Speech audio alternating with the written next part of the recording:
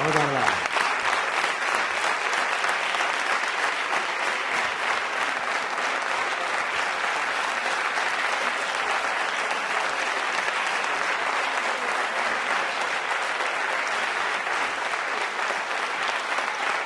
Moltes gràcies.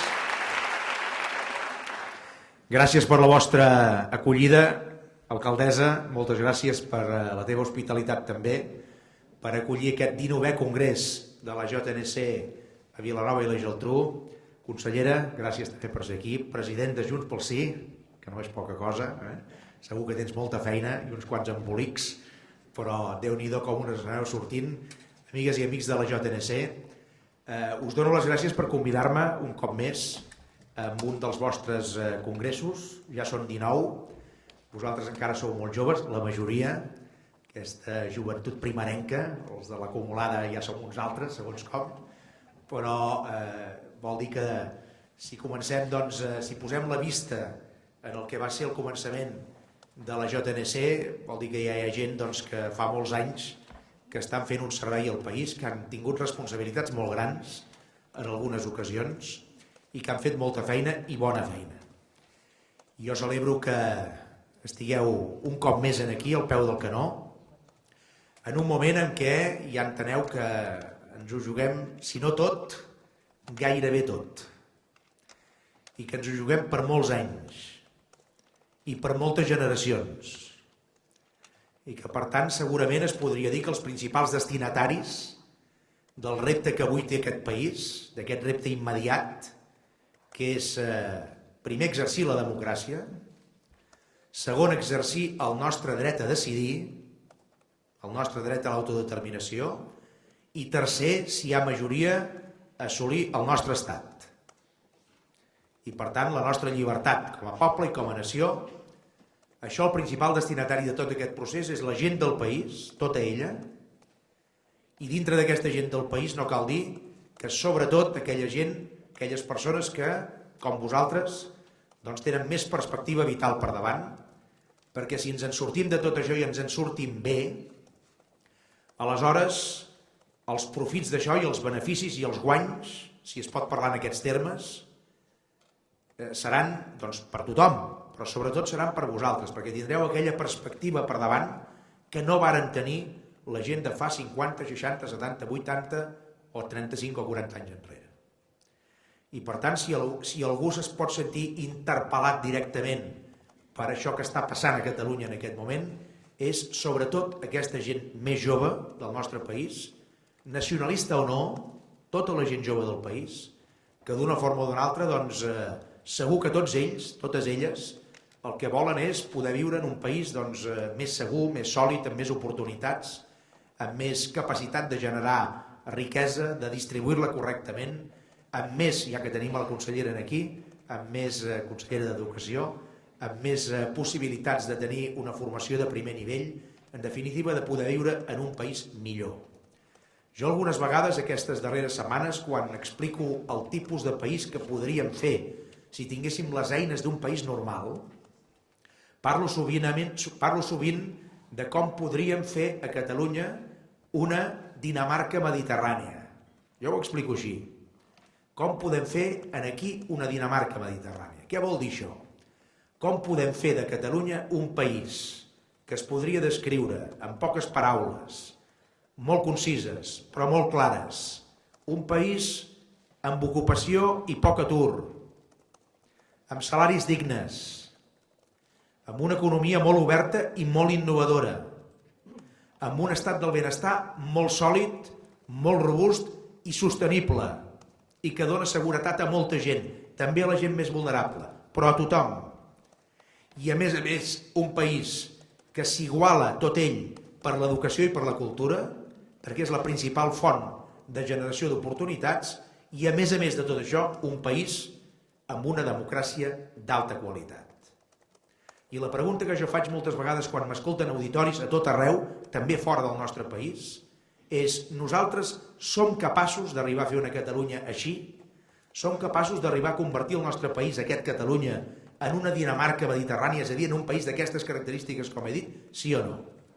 Doncs escolteu, si la resposta és sí, aleshores el que estem fent val la pena. També per no posar-ho fàcil i per ser realista i per tocar de peus a terra, quan descric el nostre país que podem arribar a fer d'aquesta manera, sempre hi afegeixo una cosa que és molt important, i és que això no es fa en 2 anys. La independència de Catalunya potser la farem en 2 anys, però la Dinamarca mediterrània costa una generació sencera com a mínim. Com a mínim. I això vol dir 20-25 anys. De pencar, de prendre-s'ho seriosament, de sumar esforços, de posar el major talent al servei d'aquest projecte, de sumar gent, de sumar actius, de despertar energies, de posar-se tots a la una. Si això és així, és possible arribar a fer un país d'aquestes característiques. Per tant, escolteu, val la pena. Val la pena tot el que estem fent, perquè el que tenim davant és aquesta possibilitat, és aquesta opció, és aquest horitzó, és aquest futur. I això ens ho hem de guanyar nosaltres mateixos. On the way, dieu, no? Doncs recordeu el que deia en Churchill. If there is the will, there is the way. És a dir, si hi ha la voluntat, hi ha el camí. Però hi ha d'haver la voluntat. Aquest camí no ens vindrà simplement regalat o simplement posat sobre la taula sense un esforç i sense una voluntat grans. Si volem que aquest camí es pugui arribar a completar, aleshores hi hem de posar tota la voluntat possible. I això exactament és el que ha de passar aquest any 2017. Estem exactament en aquesta cruïlla. Penseu que tots els esforços que ha fet aquest país durant molts anys i moltes generacions, però sobretot en els darrers 5 anys, des del novembre, des del setembre del 2012, quan es van convocar unes eleccions al Parlament de Catalunya que no tocaven per calendari, però que van convocar en el poble de Catalunya per saber fins a quin punt teníem una majoria sòlida a favor del dret a decidir i per tant de la consulta o del referèndum, des d'aleshores, novembre del 2012, fins ara, 2017, hauran passat 5 anys i en aquests darrers 5 anys aquest país ha fet una autèntica revolució pacífica i democràtica. Li ha perdut la por a l'estat espanyol, s'ha plantat cara de manera absolutament cívica i ha fet un acte de reafirmació i d'autoafirmació nacional en majúscules. Enteneu? I això té un gran valor. Això té un gran valor. Perquè aquesta base que s'ha posat en el país, aquesta base és sòlida. Quan a les eleccions plebiscitàries, 3 anys després de començar tot el procés, al setembre del 2015, es van poder comptar diputats i diputades al Parlament de Catalunya, amb un 75% de participació a les eleccions, rècord de participació en unes eleccions al Parlament.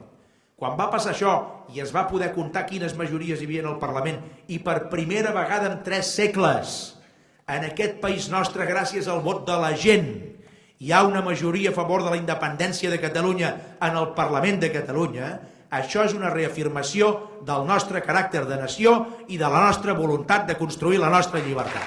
Enteneu? I això no és un invent de 4 polítics esbojarrats. Això és el vot serè i conseqüent de la gent d'aquest país a les urnes. Malgrat això, a l'altre costat, a 600 quilòmetres a l'oest, a Ponent, no volen ni tan sols seure a la taula. Ens diuen, de tot això no hi ha res a parlar.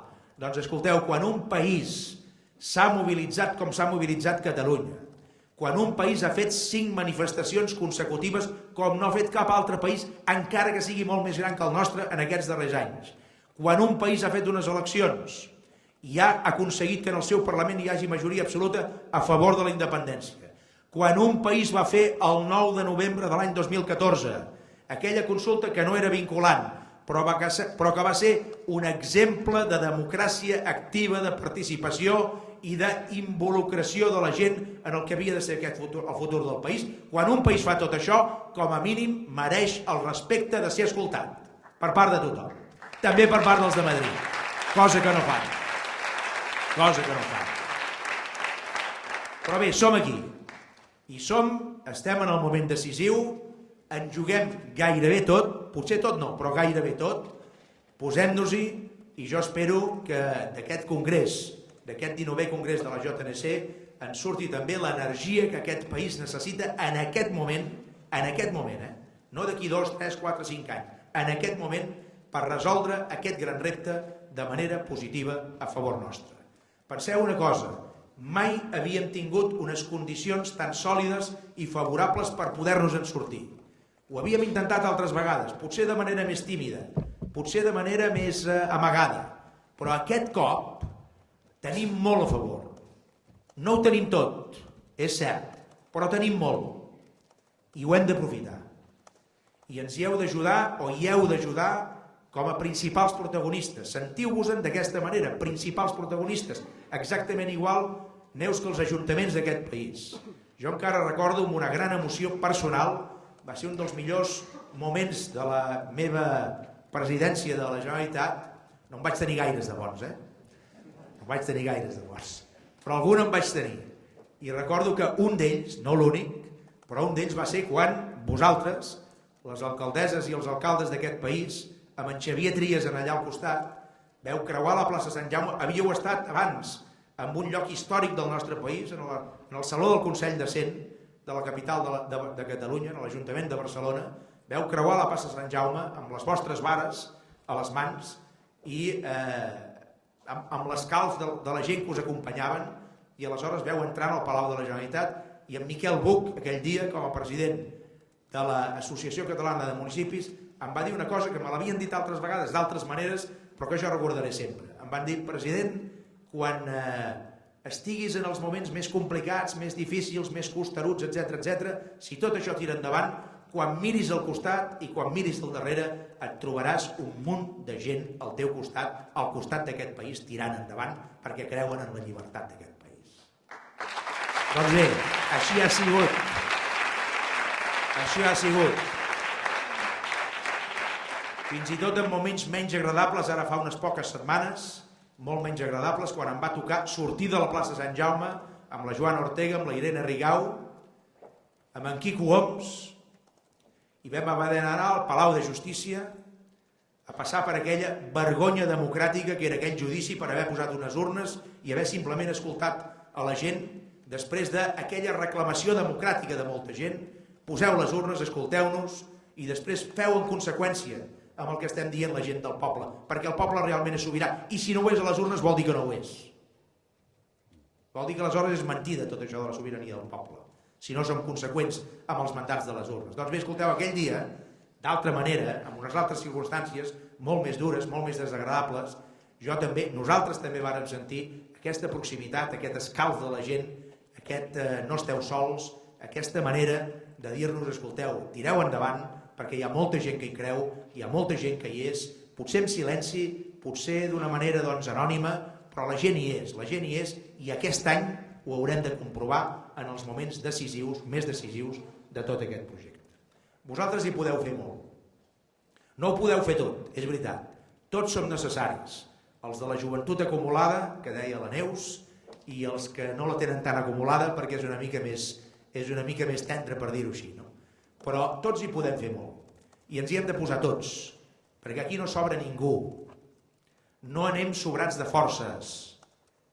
I com que no anem sobrats de forces, però en tenim de forces, sumem-les totes, posem-les totes a la taula i aleshores arribarà un moment en què li podem arribar a donar el tomb. Ens assisteix què? Ens assisteix aquesta raó democràtica. Ens assisteix la nostra voluntat. Ens assisteix un projecte que ens interpel·la i que ens anima a aconseguir-lo. I ens assisteix també la voluntat que no se li pot negar a ningú, persona, família, col·lectivitat, entitat o país. Aquell dret que li assisteix a tothom, dret natural, a poder viure millor, a poder construir un futur millor. I això Catalunya també hi té dret. No per anar contra els altres, perquè no desitgem cap mal a ningú, simplement per poder reafirmar allò que nosaltres podem fer per nosaltres mateixos, que a més no serà per nosaltres mateixos, sinó que també és la nostra manera de fer una contribució al progrés general de la humanitat. A tot això hi tenim dret, i aquest dret l'hem d'exercir. I jo estic 100% convençut, plenament confiat, que l'exercirem bé i que a més, com que tenim la voluntat, com que teniu la voluntat, a més ens en podem sortir. També us he de dir, perquè aquests dies, jo ara fa pocs dies, vaig poder estar amb gent com vosaltres, amb altres latituds, a molts quilòmetres de distància d'aquí. Vaig poder ser a dues universitats que eren les més, vaja, no les més, però de les més conegudes i sobretot de les més prestigioses del món. Vaig poder anar a Oxford, convidat per la Oxford Union, que és una entitat feta pels estudiants d'Oxford a l'any 1823. I sabeu per què van fer l'Oxford Union, aquella gent jove, de fa més de 170 anys, o 180 o 190, la van fer perquè des de la universitat no volien cap tipus de limitació en el debat. En aquell moment a Oxford, per exemple, els prohibien poder parlar de temes religiosos. I aquella gent van dir, els joves estudiants, parlarem de tot, i com que no volem dependre dels diners de la universitat perquè volem ser lliures, crearem la nostra pròpia organització, la Oxford Union Society, i allà, sense limitacions, parlarem de tot. I d'això fa un munt d'anys. I segueixen allà, havent donat una lliçó de llibertat i de democràcia. Vaig poder parlar en aquell fòrum, molt interessant. I després vaig poder parlar 2 vegades consecutives, la segona ja pràcticament sense veu, a Boston, a Harvard. I en allà, poc o molt era el mateix, perquè vaig parlar a la Law School de Harvard, és a dir, a la Facultat de Dret, allà on surten dels millors juristes d'aquell país, dels millors experts en lleis d'aquell país, i després a la Kennedy School. I a la Kennedy School els vaig recordar una frase del president Kennedy que és molt impactant i que s'ajusta perfectament en el que avui està passant a Catalunya i en el que ens interpel·la a Catalunya. El president Kennedy, en una de les seves frases més conegudes, va dir que en la història de la humanitat, tant del passat com del present com del futur, allò que havia mogut a més gent era la determinació de ser lliures. Això és el que va dir. I això avui es pot aplicar perfectament a Catalunya. Perfectament. De fet, parlava de revolució. En Kennedy parlava de revolució. Ell deia, the great revolution in the history of man, past, present and future, is the revolution of those determined to be free. La gran revolució de sempre, i això val per Catalunya, la Catalunya d'ara, és la revolució, nosaltres diríem pacífica i cívica, d'aquells que estan determinats a ser lliures. Això és el que deia en Kennedy. I és cert, no parlava en aquell moment de lleis, no parlava de marcs legals, no parlava de cotilles, parlava de la llibertat. I això val per Catalunya. Perquè això al costat del vot de la gent està per sobre de qualsevol altra cosa. I evidentment, els grans moviments socials que busquen la llibertat, que busquen la revolució pacífica, que busquen canviar l'statu quo, aquests grans moviments, finalment el que aconsegueixen és canviar els marcs legals. Que és una conseqüència. No he conegut mai cap demòcrata convençut i convincent que no fos un amant de la llei. Però hem conegut tots gent proper a les lleis que no en tenen res de demòcrates. Oi que sí? I en aquest país en tenim molta història de tot això. Clar, gent que s'ha abraçat en els marcs legals, però que es passaven la democràcia pel clatell. I en canvi jo mai he conegut un demòcrata de soc arrel que no fos una persona amant de la llei. Però les lleis es canvien, i es canvien a través dels moviments populars i de l'exercici de la sobirania popular. I això és el que també pretén Catalunya. En el Parlament, Jordi, ara que vosaltres esteu precisament en aquest registre, no? Esteu interpretant també la voluntat del conjunt d'aquesta població que aspira a la llibertat, una bona part d'ella, però que sobretot aspira a l'exercici del principi democràtic, del dret a decidir i de l'autodeterminació de qualsevol nació, inclosa també Catalunya. La meva experiència d'aquestes trobades amb gent universitària, amb professors, amb estudiants, ha estat molt bona, perquè és una ocasió per poder explicar el nostre país i la situació actual. Hi ha una certa incomprensió, hi ha molta desinformació. Les autoritats de l'estat espanyol es dediquen amb ànima i cos, dia i nit, es dediquen a deformar la realitat i a presentar-nos com una gent egoista, que només mirem per nosaltres, que som uns delinqüents, que ens passem les lleis pel clatell, que som uns insumisos. A mi em presenten com el dimoni, escuat. Aquí feu els pastorets també, no? Dimoni escuat. No sé si és el Llucifer o el Satanàs, però més o menys per aquí, no? Doncs bé, són oportunitats per explicar a la gent quin país volem fer, en quina situació ens trobem, cap a on volem anar, quina és la nostra determinació, quina és la nostra voluntat. I això ho hem de fer a tot arreu del món, si podem, i ho hem de fer també en els nostres pobles, a les nostres ciutats, a les nostres viles, a les nostres comarques. Per tant, jo també us demano que la direcció que sortireu també d'aquest congrés, no? I en definitiva, doncs, tots vosaltres, en aquests propers mesos, us atenseu a la gent, sobretot no convençuda, i una a una, els hi expliqueu l'arrel democràtica de tot plegat i el benefici que per a tots plegats, creguin o no en la independència, pot significar un resultat positiu d'aquest procés polític per Catalunya. És evident que, i amb això vaig acabant, perquè suposo que se m'acaba el temps, no, senyor president? Més o menys. Heu de fer molta feina i seguint els consells de l'alcaldessa. També heu d'aprofitar les vivències d'aquesta ciutat. Per anar acabant, també us volia dir que tot això ha d'anar acompanyat, aquesta exigència democràtica, aquesta radicalitat democràtica que ens inspira, ha d'anar acompanyada per l'exemplaritat. Aquests dies estem vivint, a través d'un judici, doncs, tota una sèrie d'impactes que evidentment doncs, no són positius. En allà es diuen veritats i moltes mentides, segurament. Algunes veritats i moltes mentides.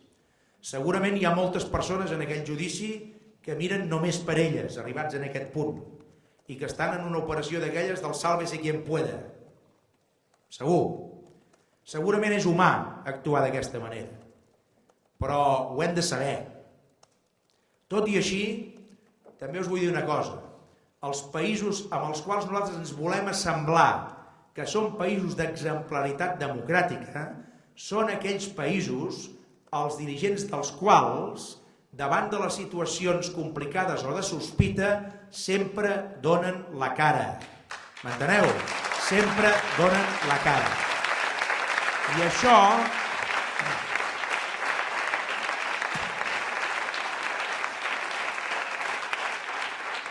I això és el que alguns de nosaltres, i jo concretament, estic fent també aquests dies. Jo puc dir, escolteu, jo no n'era responsable directament, i hauria sigut veritat. Jo no m'ocupava d'aquestes coses, i era veritat. Però, evidentment, si hi ha alguna sospita, amb més o menys fonament, jo crec que amb molt poc fonament, sense fonament, però si hi ha alguna sospita en aquest sentit, en un país d'exemplaritat democràtica, i sobretot en un país que juga el seu futur i que vol ser un país bo i dels millors, els dirigents d'aquest país, en lloc d'amagar-se com fan en altres llocs, el que fan és donar la cara. I en aquest sentit jo ja he demanat en el Parlament de Catalunya que si volen que jo vagi a donar explicacions, i en Jordi Turull n'és testimoni perquè he parlat concretament amb ell, a part d'altres persones, si es tracta de donar explicacions, com sempre jo hi aniré. I aniré després de moltes vegades d'haver-hi anat. I a més hi vull anar quan abans millor, i si pot ser la setmana que ve encara millor. Ja està. Perquè...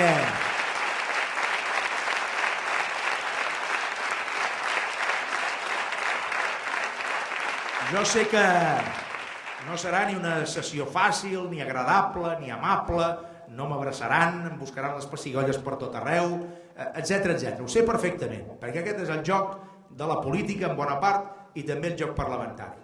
Però també sé una cosa, també sé que davant d'aquests problemes nosaltres no podem fer com fa el president del govern espanyol. No podem fer com fa l'exministre de l'Interior, que quan es tracta de donar resposta a determinades situacions el que fan és sistemàticament amagar-se i mirar cap a un altre costat. I això no és un país d'exemplaritat democràtica. Per tant, escolteu, construir el país que nosaltres volem construir té molts condicionants, té molts exemples, té molts elements, té molts objectius i té moltes normes. I ens les hem d'aplicar nosaltres mateixos. I anar-hi, doncs, sabent que tot allò que s'hagi de defensar es defensarà amb ungles i dents, sabent perfectament que en aquests darrers anys a Espanya s'han organitzat, i no parlo d'aquest judici, ara que quedi clar, però a Espanya s'han organitzat de manera ignominiosa i absolutament vergonyant operacions des de les institucions de l'Estat, totalment il·legals, per enfonsar la imatge i la credibilitat de determinats lideratges dintre del món sobiranista català, perquè d'aquesta manera volien guanyar la partida i es pensaven que d'aquesta manera la gent de Catalunya ens giraria l'esquena. Doncs bé, precisament perquè estem impulsats per aquesta voluntat d'exemplaritat democràtica i de donar la cara sempre que calgui i la voluntat ferma de construir un país que realment valgui la pena des de tots els punts de vista, precisament per això, davant d'aquestes operacions, també plantarem cara, també les denunciarem i també us demanarem el vostre recolzament i el vostre suport. I res més.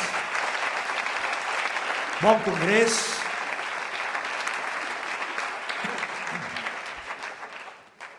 Molt bon congrés, Ariadna, i bona feina en nom de totes les persones que han estat, com deies tu, pencant perquè tot això surti bé, que ens surti doncs, aquesta energia, no? Aquesta determinació, aquesta voluntat de que aquest any en aquest país puguem resoldre aquest gran repte democràtic i aquest gran repte nacional que tenim per davant. Si podeu ajudar amb tota la vostra convicció i amb tota la vostra feina, estigueu segurs que hi haurà molta gent d'aquest país que us ho podrà agrair, potser en silenci, potser no en grans manifestacions, potser no en grans aplaudiments, però us ho agrairan de cor perquè sabem que estem construint alguna cosa que val la pena. Tenim el dret de fer-ho i gairebé us diria que tenim el deure de fer-ho. És fàcil parlar de drets perquè tothom s'apunta a la reclamació dels drets.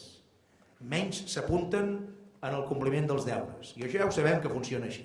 Funciona exactament igual que el fracàs i la victòria. Ho anireu veient al llarg de les vostres vides. Jo hi tinc una certa experiència en això. En la victòria tothom s'hi apunta. En el fracàs et deixen sol. El fracàs és solitud. La victòria és col·lectivitat. Funciona així.